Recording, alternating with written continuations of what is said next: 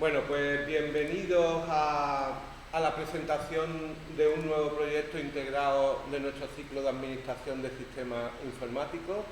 En esta ocasión nuestro alumno Adrián pues, va a hacer una introducción con el trabajo con Fortinet como hardware especializado en redes y nos va a hablar de su experiencia con esta solución.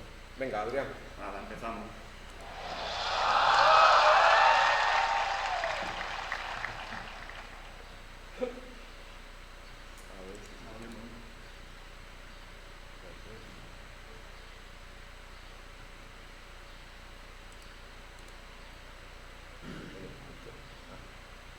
Venga, ahora.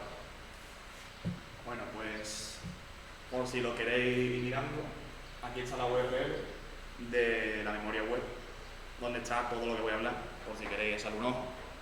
Y como ya he dicho hace domingo, voy a hacer una introducción a Fortinet. Y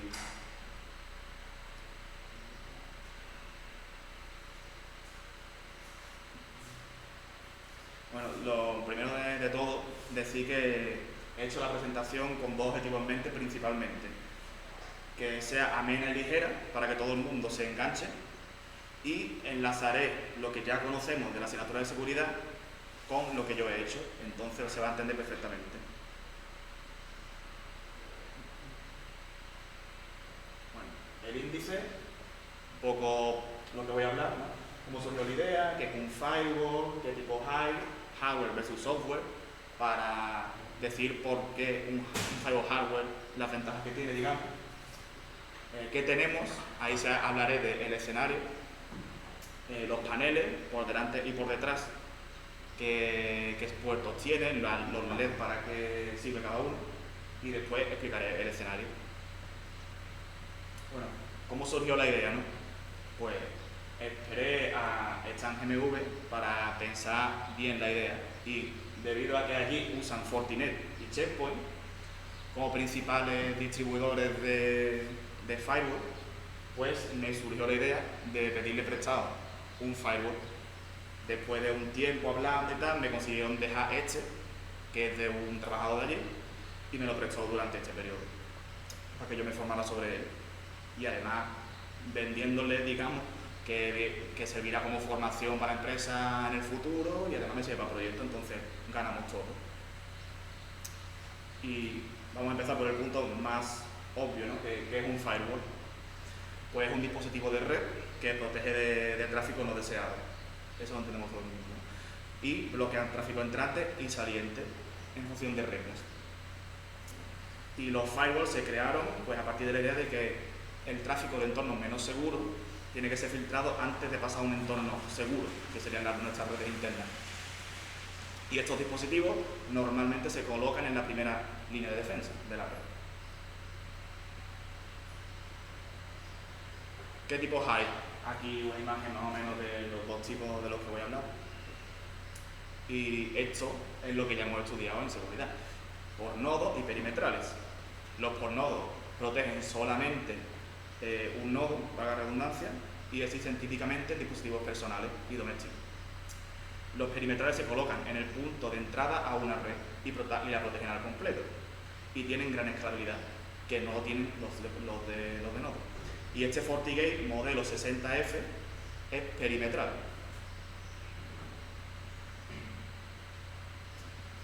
Luego aquí voy a comparar un poco los firewall hardware versus software. Y intentaré defender, digamos, por qué un firewall hardware es mejor. Pues, ¿qué es un firewall hardware? ¿No? Es un dispositivo que filtra tráfico. Los hardware suelen ser perimetrales siempre. Evidentemente también por el dinero, por lo que cuestan, ¿no? Porque costaría muchísimo comprar mucho FortiGate, entonces solo tenemos uno que protege toda nuestra red. Y tiene componentes físicos, tiene memoria, tiene interfaces de red, es literalmente un ordenador. Y tiene su propio sistema operativo, que lo hace la empresa Fortinet, en este caso. Y el sistema operativo se llama FortiOS. Y las ventajas de los firewall hardware es que minimizan notoriamente la carga de procesamiento, que ahí es uno de los puntos fuertes de los firewall hardware, que tenemos un dispositivo dedicado a el filtrado y todos los recursos los consume ese dispositivo, no se comparte nada. Las actualizaciones de seguridad están centralizadas ahí y tienen mejor seguridad. Luego los firewall software son simplemente un programa, pero tienen las desventajas de que comparte recursos. También tienen algunas ventajas los firewall software, que el coste es menor, evidentemente, al principio. Tampoco hay preocupaciones de espacio ni de cableado y suelen ser más fáciles de instalar los software. Como conclusión un poco, los firewall hardware pues acaban siendo mejores porque con los software podemos tener literalmente el mismo escenario que con un hardware. Pero con los hardware vamos a tener una empresa detrás dedicada exclusivamente a crear un sistema operativo especializado. Entonces eso le da mucha ventaja.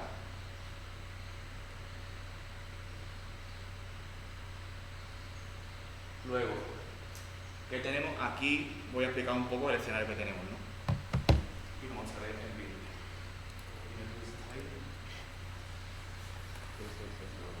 Vale, pues este es mi escenario, ¿vale?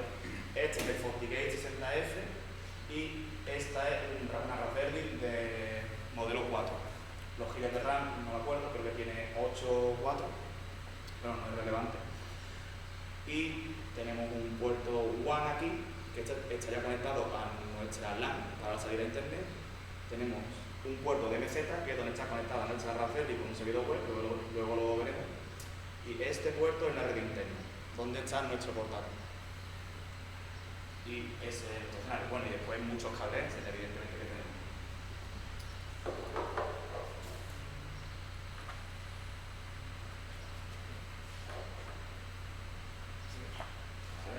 Perfecto.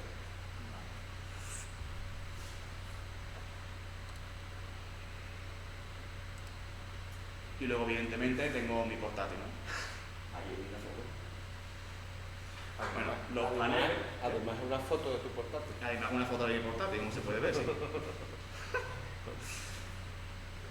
Luego, los paneles, para que lo entendamos un poquito, ¿no? Este es el switch que tenemos del puerto 1 a 5. Esto no lo hemos podido probar porque son puertos específicos para productos de Fortinet que no tengo. Entonces no se puede probar. Este es de la DMZ, que es el que he dicho en esta Raspberry, WAN 1, WAN 2, aquí es donde va la salida a internet, aunque nosotros no tengamos aquí una WAN, por ahí es la salida a internet, entonces se considera WAN. Puerto consola, USB, el de energía y el botón de reset. Después los paneles, aquí tenemos los LED de todo esto de aquí atrás. Y este de abajo muestra las velocidades. Verde o naranja, dependiendo de las velocidades que alcance. Naranja son 100 megabits por segundo, verde son gigabits. De hecho, vosotros lo vais a poder ver por delante las luces, la velocidad a las que van. Luego tenemos Power, Status y HA. Power, si tiene energía o no, Status, si está encendido, HA, alta disponibilidad. Estará apagado porque no tenemos alta disponibilidad.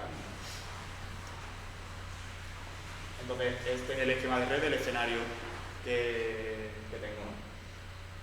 El firewall, la DNS de la Raspberry, en la red interna del portátil y el root de internet que siempre va a estar en cualquier red. El root será el de la red de aquí. Gracias y bueno, vamos a ver.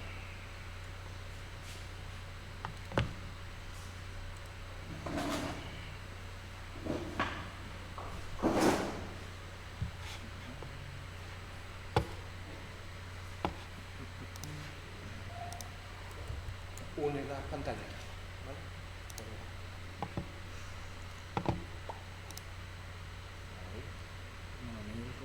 Miro, sí. Estupendo. Vale. Venga, vamos a ver cómo esto funciona. Vale. Un poquito más grande. ¿Eso está bien? Control más, control más, control más. Bueno, ahora aquí es que se va a cortar cosas que...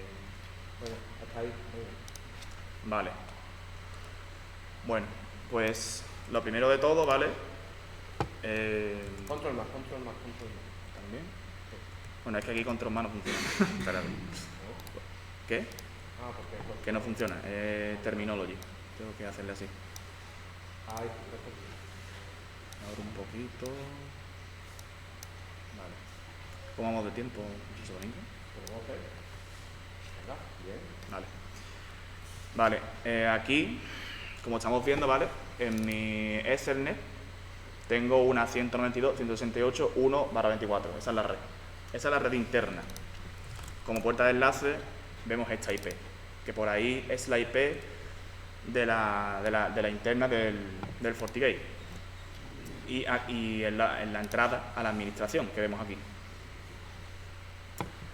Para enseñaros un poquito las interfaces, ¿vale? Aquí de la forma web, pues tenemos la WAN, que está en la red de aquí, nos ha dado una IP del DHCP de aquí. La de MZ, que esta no es la IP de la Raspberry es la IP 2. Y la interna, que es por aquí por donde estamos accediendo. Esos son nuestro esquema de interfase, digamos. Claro, que si estuviéramos en un caso real, la WAN 1 tendría a lo mejor una IP ofrecida por el router que tenemos en la empresa, digamos. Claro, lo que pasa es que al estar montado de forma local, que se puede montar un FortiGate de forma local perfectamente, pues la WAN se considera la red local. O incluso una IP pública, porque no, claro. Si no tenemos router, si este Podría... hardware hace también de router, pues... hace de router, y de hecho en escenarios reales donde hay alta disponibilidad y IPsec, todo eso actúa de router. Entonces teníamos una IP pública. En este caso estamos simulando la IP pública con una IP privada de aquí del centro. Por ejemplo, allí en GMV, en el escenario que tienen allí en el rack, tienen un FortiGate de este modelo. Y los DNS, para enseñar un poquito, FortiGate tiene estos dos DNS por defecto, que son suyos, pero yo lo tengo configurado para que nos dé los DNS de la red en la que estemos. Y vemos que el 202.2, que es la de esta red, y si nos vamos aquí a nuestro Resolve, en la red interna nos ha dado los DNS que tenemos aquí. Vale, por aquí está bien. Luego, en las políticas, que esto es lo más importante, tenemos varias cosas, las voy explicando poquito a poco, ¿vale? En la interna a la WAN. Esta política yo no la he tenido que crear, la he creado sola, lo que pasa es que yo la he renombrado, es lo único que he cambiado. Y esta lo que hace es dar salida a internet desde la red interna a la WAN. Ya por el simple hecho de que tú con el FortiGate conectes el puerto de WAN y la LAN correctamente, te crea esta política. Y simplemente lo que hace es desde orígenes, destino, todo, y básicamente todo el tráfico, como veis está en todo, pero lo permite. ¿Eso sería un SNAT? Sí, de hecho FortiGate tiene como dos modos de funcionamiento, ¿no? Que el por defecto es NAT, o sea, hace NAT en todo, básicamente. O podría no tenerlo en NAT, pero por defecto funciona en NAT y en todo hay NAT, básicamente. De hecho, cuando tú creas una política nueva, el tick de NAT está por defecto activado. Y dentro de cada sección, digamos, el orden importa, que es como ya aprendimos con las prácticas de Firewall y tal, el orden de estas reglas va a importar. Por eso aquí hay una regla que tampoco la he creado yo, que es el implicit deny, que básicamente si pasa todo esto, bloquea. Con lo cual nosotros tenemos que ir abriendo poco a poco. Vale, entonces ahora mismo, sin yo activar nada, desde la red interna, tengo internet, como estamos viendo, y también puedo hacer consultas DNS, podemos ver, y para allá que me cae de verdad, accedemos aquí a cualquier página web. Y luego tengo algunas reglas desactivadas para irlas activando por defecto y que veamos un poquito el funcionamiento, ¿no? Bloqueo de pings externos. Básicamente esta es una regla de que bloqueo pings. Entonces el funcionamiento más claro es que yo deje un ping aquí pasivamente, digamos, y veis que se está haciendo el ping, ¿no? Y esto además en tiempo real. Yo lo activo y automáticamente va a cortar tráfico o va a permitir tráfico. Si yo lo activo,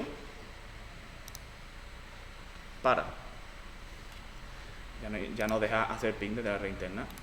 Lo deshabilito y vuelve a dejar hacer ping. es muy rápido. Vale.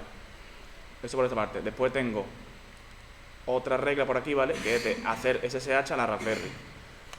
Por defecto, en la DMZ, que esto es una cosa interesante que me gustaría comentar, se tiene que hacer todo manual. No hay DHCP, con lo cual yo la IP se la tuve que poner manualmente dentro de la red. Y tampoco hay comunicación, digamos, desde la red interna a la DMZ, ni desde fuera. Todo se tiene que configurar con la DMZ para que sea totalmente seguro. Entonces, esta regla se la he tenido que activar yo, ¿no? Y entonces, cuando ya está activada, ya sí puedo hacer SSH desde la red interna a la Raspberry. Primero podemos hacer un telnet al puerto 22, a la IP, esa es la IP de la Raspberry, ¿vale? Y vemos que hay conexión perfectamente. Y ya un SSH para hacer la prueba real.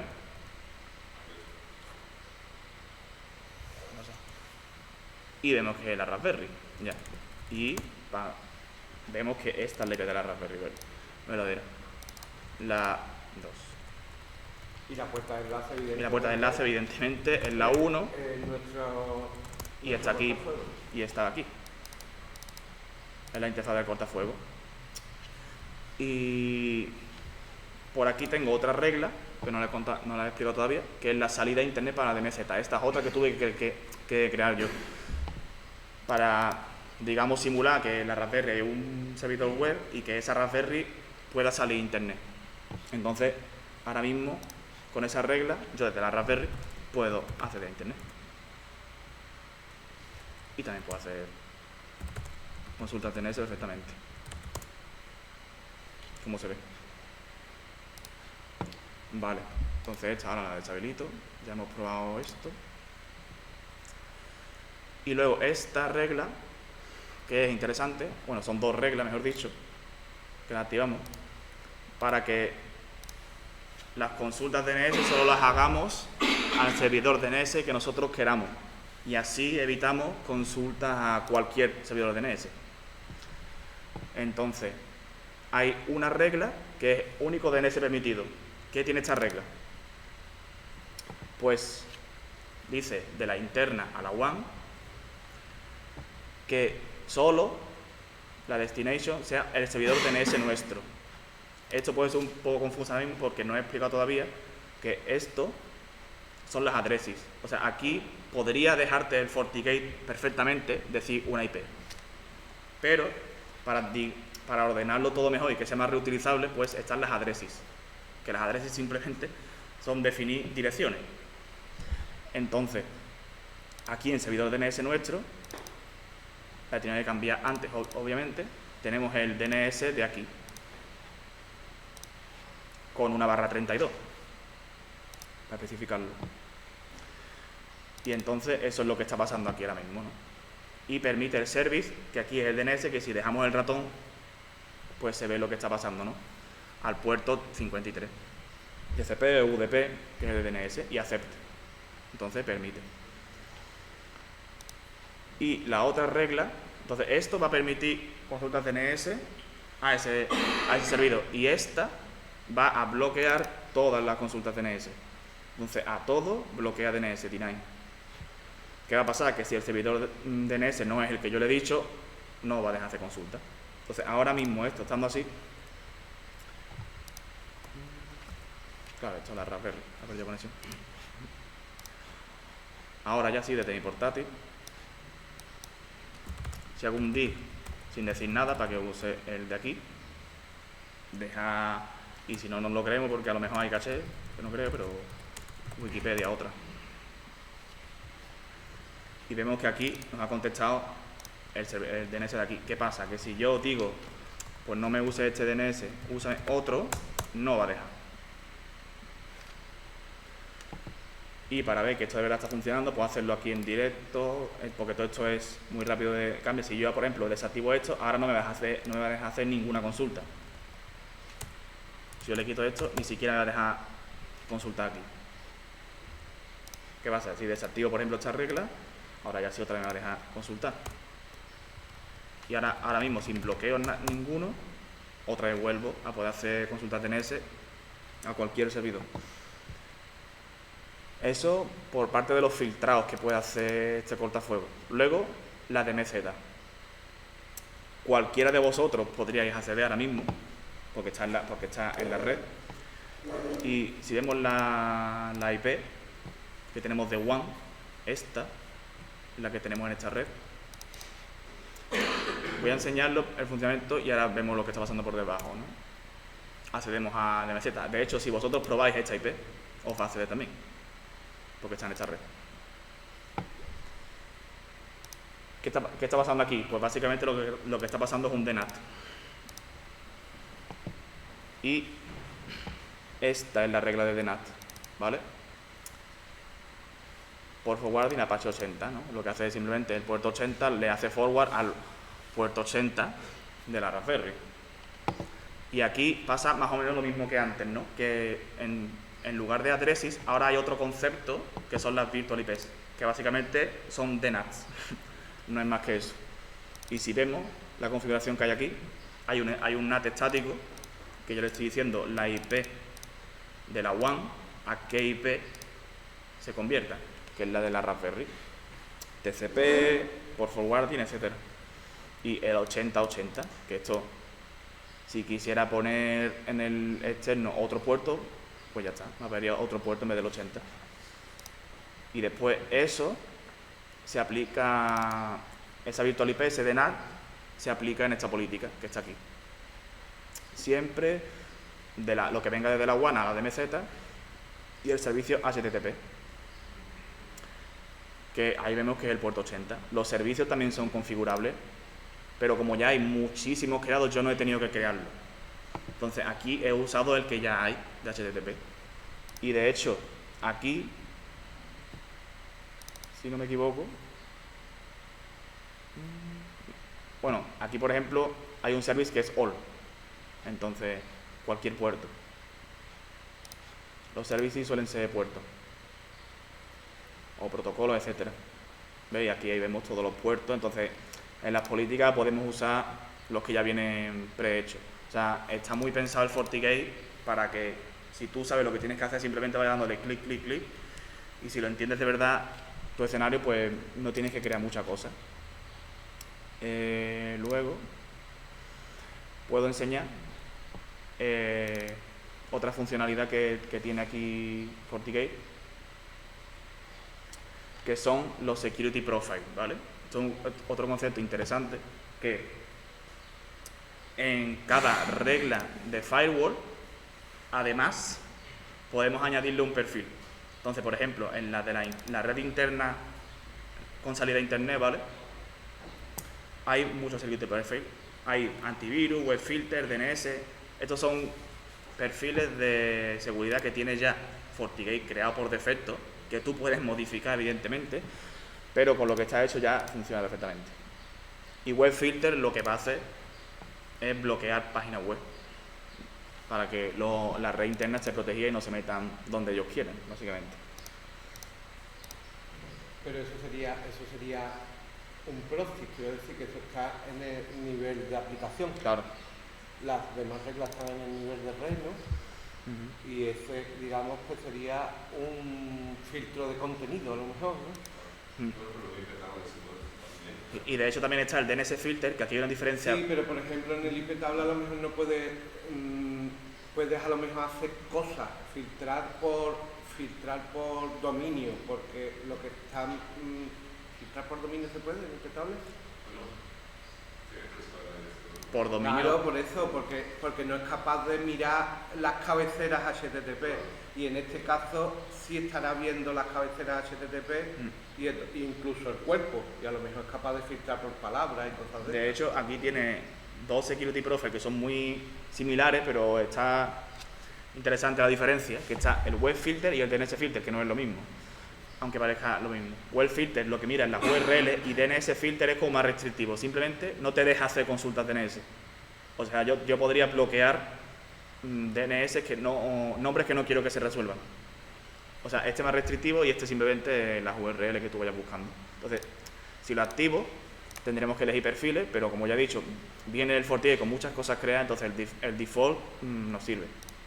¿vale? Entonces, esto lo activo y a la red interna ya estaría bloqueándole navegación web, ¿vale? Entonces, el default, ¿qué es lo que hace, no? Pues nos vamos a Security Profile, Web Filter, Default. Y como vemos aquí abajo, pues hay muchas cosas, como terrorismo, cryptomining, y según la categoría, digamos, podemos hacer varias acciones, que esto aparece aquí. Podemos o permitir o monitorizar, bloquear, warning o autenticar. Entonces, aquí hay muchas cosas en monitorizar. Monitorizar es que no va a bloquear el acceso, simplemente está monitorizando. Yo puedo buscar Dragabuse y me va a dejar. Entonces, no me está bloqueando. Pero, por ejemplo, lo que ya tengo probado que sí funciona es el cryptomining, por ejemplo, ¿no? Y nos dice examples. Esa Bitcoin CZ, ¿no? Esa web no nos va a dejar entrar. Y es importante decir que no bloquea lo que bloquea son páginas web, URLs. No bloquea directamente que yo busque aquí, ¿ves? Me está dejando buscar en Google, pero si yo intento acceder a esta URL que él no quiere que entre, no me va a dejar entrar. Y si digo proceed, página bloqueada, y además me dice cuál es el perfil que está bloqueando, que es el de web filter. ¿Y has probado si filtra por contenido? ¿Por palabras que estén en el cuerpo, que estén en la página web? Claro, o sea, yo creo, eso es lo que estuve probando y yo creo que no, porque es que aquí ahora mismo me está dejando buscar Bitcoin. Sí, sí, bueno, pero... Y si yo escribo aquí Bitcoin en la web... ¿Pero te permite en cualquier página de Bitcoin o te lo bloquea todo? La lista claro. que tenga. La lista que tenga. La lista, es que es la lista que tenga, claro. Y por ejemplo otra, Bitcoin ORG. No me deja entrar. O Binance, ¿no? Que era otra de Bitcoin, si no recuerdo mal. Binance, imagino que también la bloqueará o no. Es que depende de la lista que tenga. Que yo de hecho esto no le podía modificar porque es la lista que... Claro, ya no nos da tiempo, pero nosotros instalamos un IP table, ¿no? Y cortamos por puerto, por direcciones IP, por todo lo que es nivel de red, ¿vale? Pero otros años que lo hacíamos, pues poníamos un proxy. El proxy ya es un cortafuegos en el nivel de aplicación.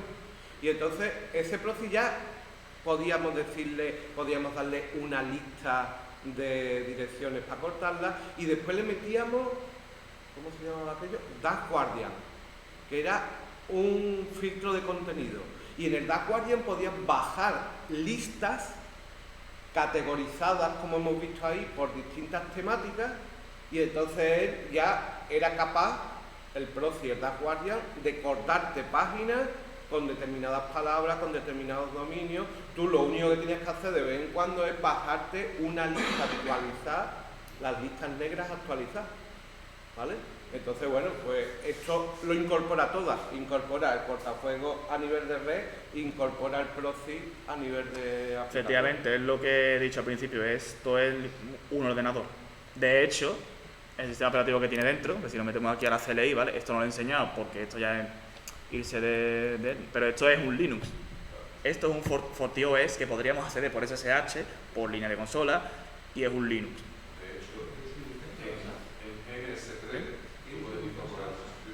¿Cómo que espérate?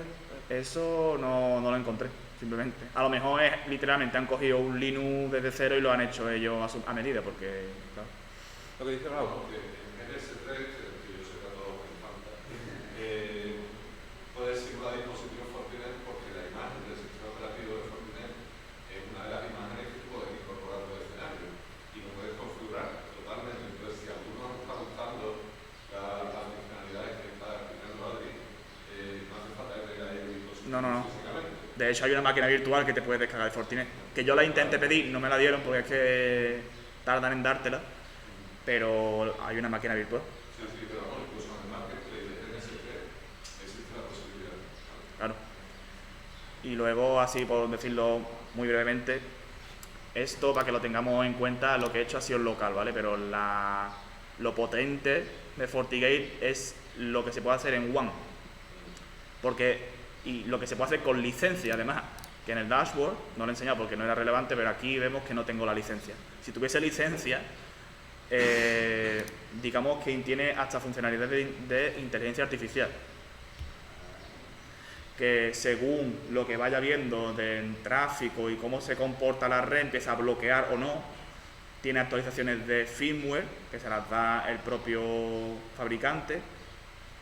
Entonces, y hay muchas funcionalidades como SD-WAN, que es unir redes internas como si fueran una WAN, IPsec. Y hay muchísimas funcionalidades, pero claro, eso ya serían entornos WAN, con licencia. Pero bueno, en local también se pueden hacer muchísimas cosas. Y hasta aquí. ¿Alguna pregunta? Yo tengo alguna pregunta. Vale.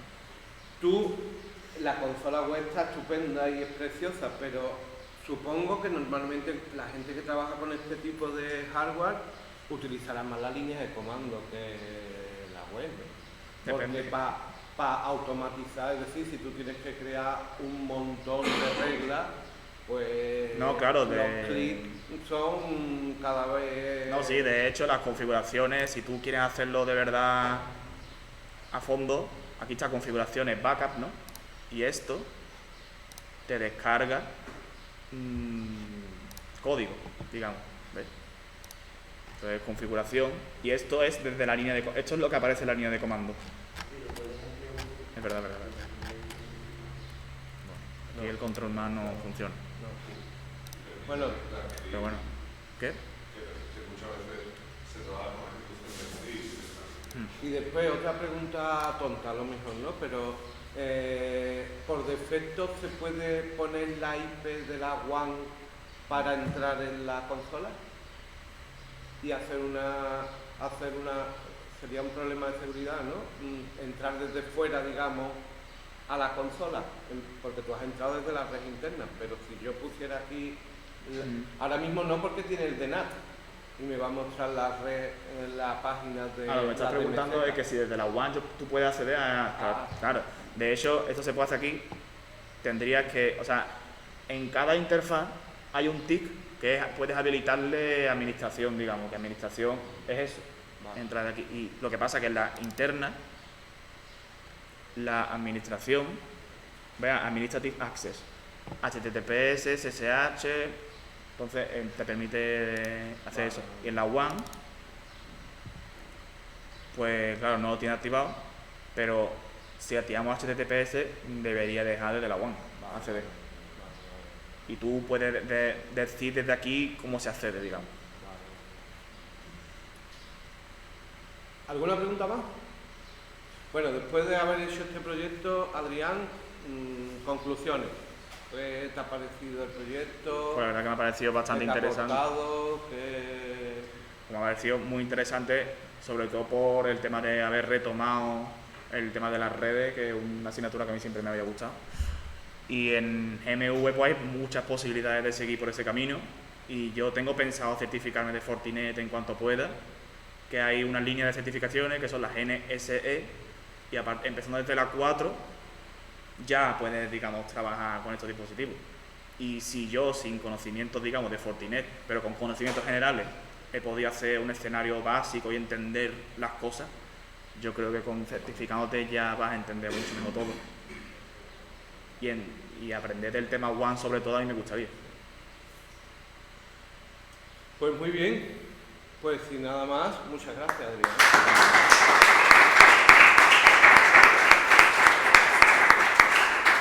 Muy bien, Adrián.